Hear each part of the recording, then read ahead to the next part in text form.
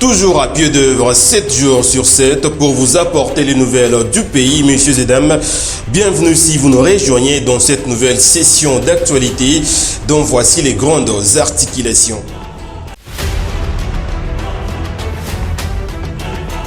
Au sommaire de cette édition du journal, mesdames et messieurs, le cadre de concertation de la société civile du Haut-Katanga appelle la CENI à accorder un délai de récupération raisonnable à la population pour s'enrôler. D'après cette structure citoyenne, les 15 jours de rattrapage accordés aux 9 provinces de la deuxième ère opérationnelle sont insuffisants. Et la vallée de Mwalika en territoire de Béni sera sous contrôle total des FARDC pour favoriser les échanges entre la population, c'est ce qu'affirment les responsables de l'armée nationale dans cette province. C'est tout pour les titres. Retrouvez les détails tout de suite dans votre journal. Encore une fois, bienvenue. Démarrons cette grande édition du journal par cette information, messieurs et dames. Suite au communiqué de presse de la Commission électorale nationale indépendante CENI accordant une période de récupération de 15 jours dans les 9 provinces et les 3 pays pilotes de la deuxième ère opérationnelle, la société civile du Haut-Katanga estime que le délai accordé est insuffisant vu le nombre élevé des requérants n'ayant pas encore obtenu leur carte d'électeur. Plus de détails dans ces reportages de Paulin Mbaya et Eric Lutumba. Réagissant au communiqué de la CENI du 23 février sur l'ajout de 15 jours de récupération aux opérations d'identification et d'enrôlement des électeurs dans les 9 provinces de la deuxième ère opérationnelle, le cadre de concertation de la société civile du Haut-Katanga estime que cette mesure reste insuffisante vu les nombres très élevés des requérants des cartes d'électeurs non encore servis par la centrale électorale. La CENI fait la honte de la République démocratique du Congo avec tout ce qui se passe. Nul n'ignore que nous parlons d'abord de Lubumbashi, pas du Haut-Katanga. Nul n'ignore qu'après Kinshasa, c'est Lubumbashi. Même si on dit Goma, Goma cette fois, c'est puisqu'il y a les déplacés qui sont là. Mais après le Kinshasa, c'est Lubumbashi. Mais regardez les machines d'enrôlement à Lubumbashi. C'est moins, pas seulement à Lubumbashi, au Katanga. Là où il y a beaucoup de population, puisque nul n'ignore, on a vu la population d'autres provinces, et précisément du Kasaï. Beaucoup sont venus ici, beaucoup sont partis à Kinshasa. Nous sommes là pour dire la vérité devant la face du monde. Je pense que les 15 jours c'est insuffisant, et c'est l'injustice. Pourquoi on peut nous donner, nous ici à Lubumbashi, 15 jours? Or, c'est eux-mêmes qui viennent de proclamer que jusque-là, il n'y a que 12% d'enrôlés. Est-ce que dans 15 jours, nous ici, on va terminer? Beaucoup de gens d'ailleurs, même ici à la société civile, ne sont pas encore enrôlés puisqu'ils ont fait si c'est 2 semaines. Chaque jour, ils vont. Il n'y a pas moyen d'y accéder. Nous demandons à M. Kadima de revenir au bon sens. Lubumbashi, c'est une ville qu'on ne peut même pas négliger. Cette structure citoyenne accuse par ailleurs certains agents de la CENI d'entretenir des pratiques qui ne vont plus favoriser le bon déroulement de ces opérations malgré ce délai de récupération. Selon moi, je peux dire qu'ils sont complices, les agents et les membres de la CENI, puisque les gens pleuraient. Écrire, ça ne dit rien. Il fallait mettre d'autres mesures pour permettre aux gens là d'accéder à l'enrôlement. Mais ils sont là, on a déjà écrit, on a fait. Je vois qu'il y a une complicité pour que les gens ne puissent pas s'enrôler. Nous demandons, c'est eux-mêmes, ils sont là, on les a mis, ils doivent mettre toutes les stratégies possibles pour que les gens puissent bien accéder à l'enrôlement. Pour rappel, les opérations d'identification et d'enrôlement des électeurs dans les 9 provinces de la deuxième ère opérationnelle avaient débuté le 25 janvier de l'année en cours.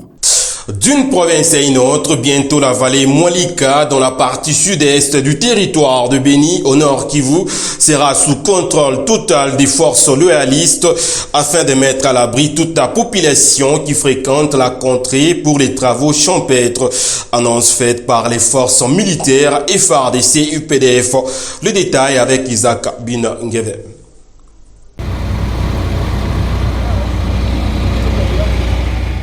Cette assurance est du porte-parole des opérations Cogent FARDC UPDF dans un point de presse tenu ce jeudi 23 février 2023 à Béni.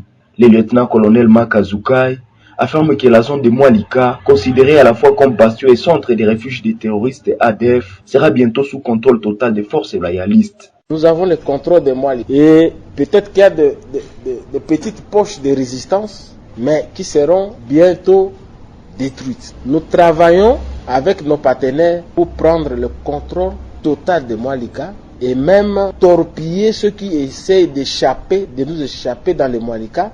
À l'en croire, l'ennemi est pris en étau et sa capacité de nuisance est réduite, d'où son appel aux combattants ADF et leurs collaborateurs de se rendre.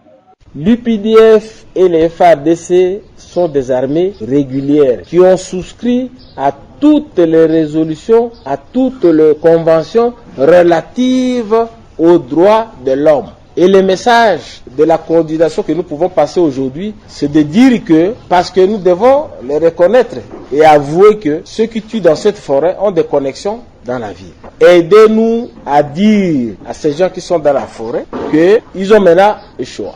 Soit se rendre ou se laisser trouer la peau. Parce qu'aujourd'hui, on a les moyens de le faire. Nous encourageons les gens à la défection. Notons que l'ennemi a traversé vers l'ouest de la route nationale numéro 4, où il n'y a pas les actions des opérations conjointes FARDC et UPDF pour des raisons de limite d'accord. La population de la ville de Bunia, chef-lieu de la province de l'Ituri, se félicite de l'avancement des travaux exécutés dans plusieurs chantiers de la ville en cette période de l'état de siège. Ces travaux consistent à la modernisation de la voirie urbaine. Suivez. La ville de Bunia se métamorphose du jour au jour. C'est là grâce à l'esprit managérial de l'administration militaire, conformément à la vision du chef de l'État qui met l'homme au centre de tout. De Yambiaya à la route Athénée-Sayo, en passant par les ponts anglais, le travaux intense de la modernisation de la voirie urbaine évolue à pas des géants, un motif de satisfaction pour la population.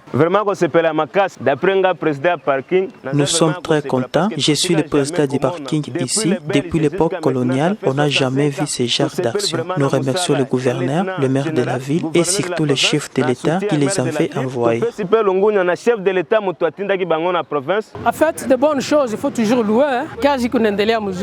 Les travaux évoluent très bien. Il faut toujours encourager les bonnes choses. Ils nous ont beaucoup aidés. Avant, ce n'était pas comme ça. Félicitations à l'État de siège pour les bonnes ambitions. Ces actions visent à changer l'image de la ville à travers la reconstruction des infrastructures socio-économiques de base, envie d'améliorer les conditions de vie de la population, combat acharné du président de la République, déclare le maire de la ville de Bunia, le commissaire supérieur principal, Chabwiniwa Miigo John, lors d'une descente sur terrain. Absolument, nous sommes déterminés. Parce que lorsque l'autorité nationale nous a envoyés ici, donc le chef de l'État, nous avait donné certaines missions. Et parmi les missions qu'il nous avait confiées, il y avait d'abord l'instauration de l'autorité de l'État. Ça, c'était la première mission, ou la mission principale. La seconde mission était l'émergence de la province. Voir comment on peut changer la figure de la province. Et aujourd'hui, avec ce que fait le lieutenant-général Johnny Luboyankashama, qui est le gouverneur de province, nous remarquons que presque partout dans la ville, il y a des travaux qui s'effectuent. Et ces travaux-là montrent à suffisance que nous voulons que cette ville soit une oasis de paix.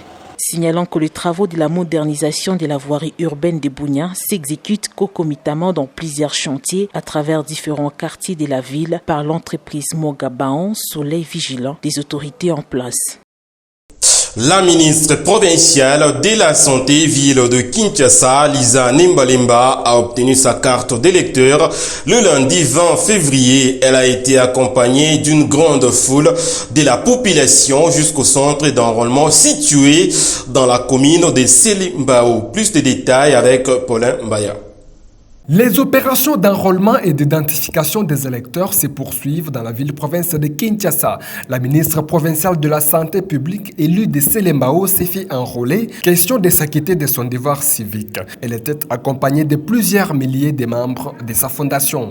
Je suis venue pour remplir un devoir civique, je suis venue me faire enrôler et j'ai vraiment apprécié la présence des membres de ma fondation qui sont venus m'accompagner. Merci du fond du cœur. Ça va nous permettre de pouvoir faire un choix en temps opportun au moment des élections et ça nous permet en tant que Congolais de remplir un devoir civique et de donner un second mandat au chef de l'État, Fachi Beton.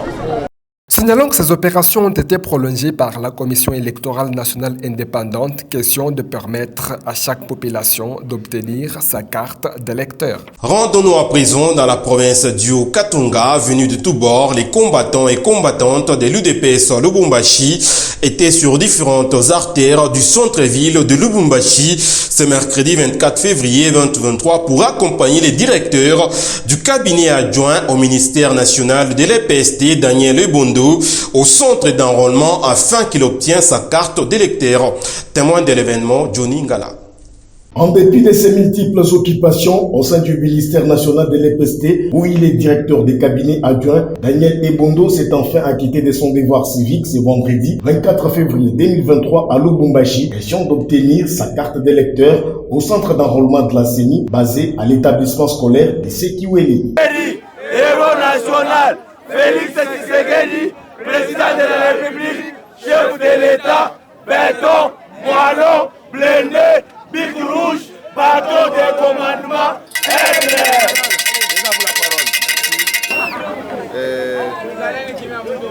Je viens de remplir mon devoir civique à Sarola, ici au centre de Kiwele.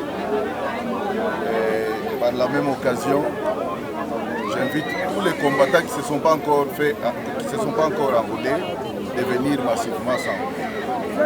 Toute la population qui aime voir celui qui est à la tête du pays, qui a la volonté de faire échanger ce pays, qu'ils viennent s'enrôler pour les voter, lui accorder le mandat, le prochain mandat, le deuxième mandat en 2023.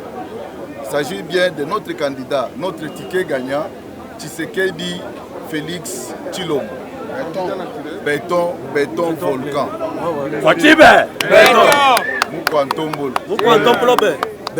Cette procession d'enrôlement du Daniel Ebondo a connu la participation active des combattants de l'UDPS Lubumbashi dirigés par Jean-Marie Tshilombo Binene, venus en grande masse pour accompagner l'un des leurs descendus à Lubumbashi en vue de se faire enrôler. La gouverneure de la province du Lualaba, Fifi Masuka Saini, a pris part à la messe d'action des grâces dite par l'évêque du diocèse de Kolwezi. Au cours de cette célébration eucharistique, Monseigneur Richard Kazadi a fait la restitution de la visite du pape François à Kinshasa. Plus de détails avec la cellule de communication du gouvernorat Lualaba. Rendre grâce au Seigneur pour la visite apostolique du pape François en République démocratique du Congo et accueillir sa bénédiction et son message comme première étape de sa visite en Afrique, c'est l'essentiel de la messe eucharistique dite en la cathédrale Sainte-Barbe et Saint-Éloi par l'évêque du diocèse de Kolwezi. La gouverneure du Lualaba, membres du gouvernement provincial, ceux du Conseil provincial de sécurité, autorités politico-administratives ainsi que plusieurs chrétiens catholiques venus de plusieurs paroisses ont pris part à cette célébration.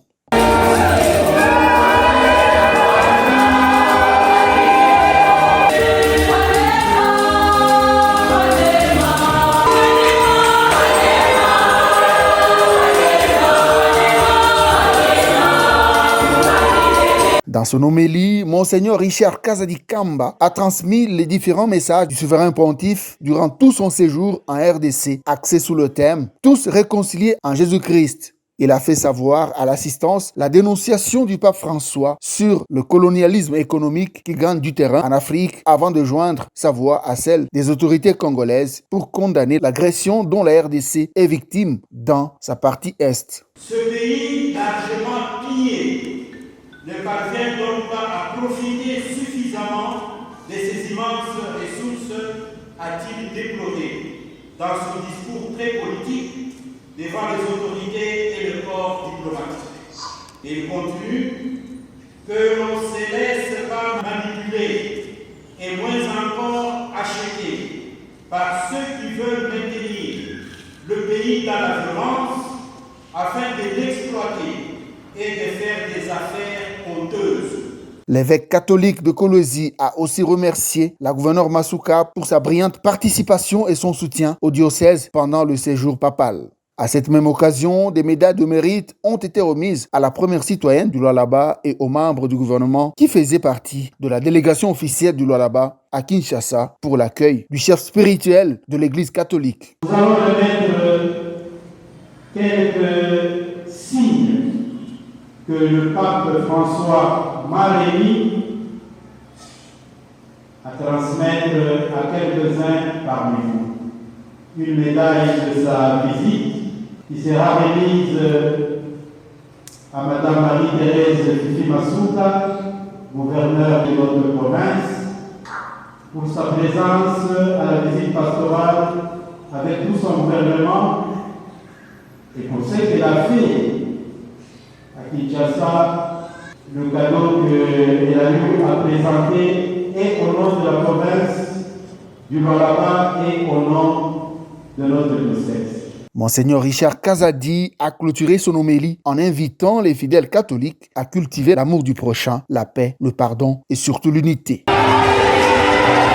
Le maire de la ville de Kasumbalesa a inspecté le mercredi 22 février 2023 le travaux de construction de l'avenue Kataki. André Kapampa a par cette même occasion sensibilisé les propriétaires du parcelle le long de cette avenue sur l'importance de la modernisation de cette dernière qui va jusqu'à la route Lubumbashi.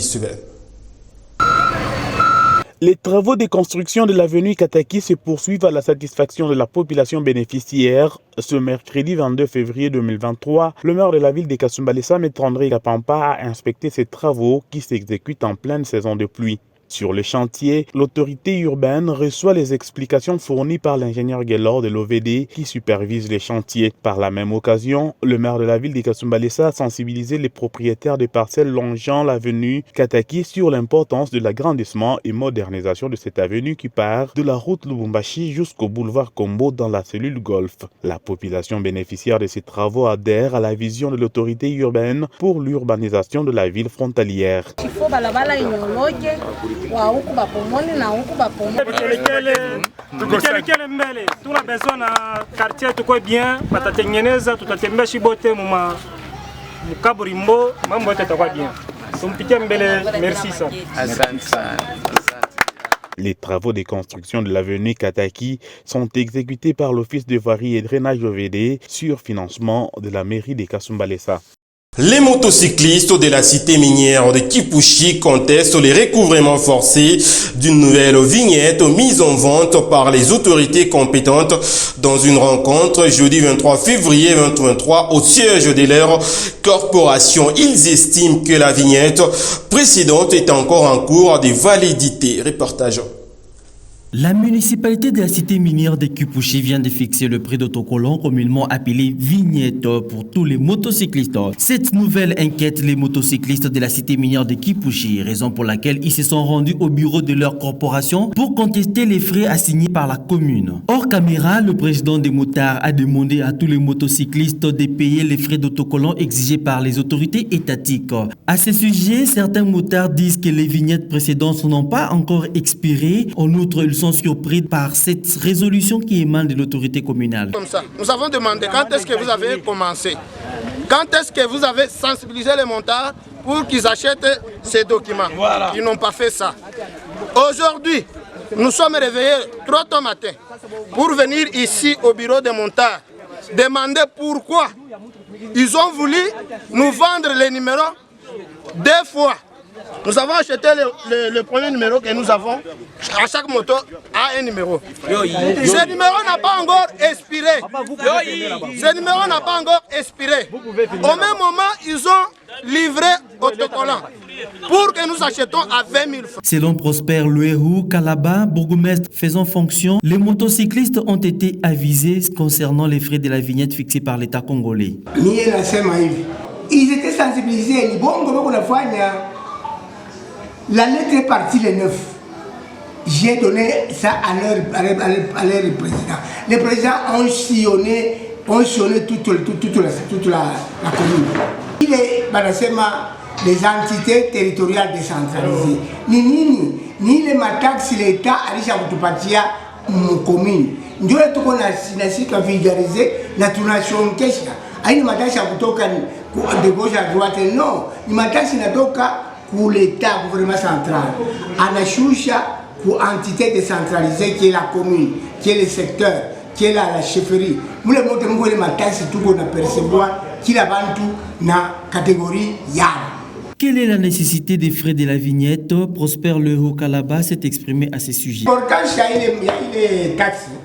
D'abord, il faut faire identifier où les individus, ni fulani, en écran face fulani, en cas de pépins, en cas de difficulté, tu vas repérer où les mots. C'est ça. C'est l'identification. Il y a pas de motards, bottes, couillons, ni face cani, tu vas repérer. Nul n'est au-dessus de la loi, dit-on. Les motocyclistes de la cité minière de Kipushi doivent obtempérer à l'ordre étatique pour ne pas subir la rigueur de la loi. Et pour finir en présentation, le mercredi 22 février 2023, au maire de Kasumbalesa, de plusieurs sportifs champions dans différentes catégories. C'est le chef des divisions urbaines des sports qui a procédé à cette opération. Suivez. Plusieurs sportifs champions dans différentes catégories sportives ont été présentés au maire de la ville de Kasumbalesa, Maître André Kapampa. La cérémonie s'est déroulée au bureau de la mairie. Le chef des services urbains des sports et loisirs a avant toute chose circonscrit les cadres, tout en précisant qu'il s'agit de la présentation des athlètes qui ont représenté la ville frontalière de Kasumbalesa dans les compétitions provinciales, nationales et africaines. Le représentant des présidents des ententes a dans son mot remercié l'autorité urbaine pour son accompagnement et exposer en même temps les difficultés que connaît le sport dans la ville de Kasumbalesa. Nous, membres des différents comités sportifs,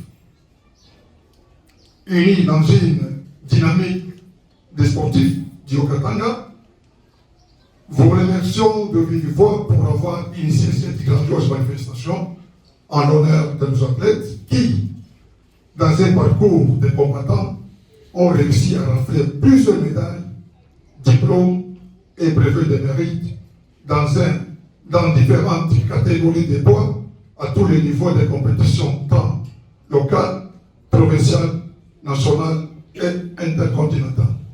Joseph Boukassa, chef des services urbains des sports et loisirs, procède ensuite à la présentation des différents champions, dont les champions provinciaux et nationaux en Kyokushin, karaté, boxe et les champions interprovinciaux en catch.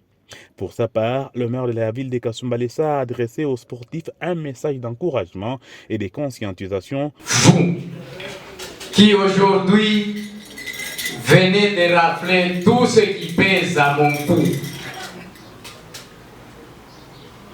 je vous félicite au nom de la population de Kasumbalesa. Et pour faire rayonner les couleurs de la ville de Kasumbalesa dans toutes les disciplines sportives, André Kapampa a remis au chef des services urbains des sports le drapeau de la ville afin de le remettre aux sportifs qui vont représenter la ville en province et au niveau national afin que les couleurs de la ville de Kasumbalesa flottent partout.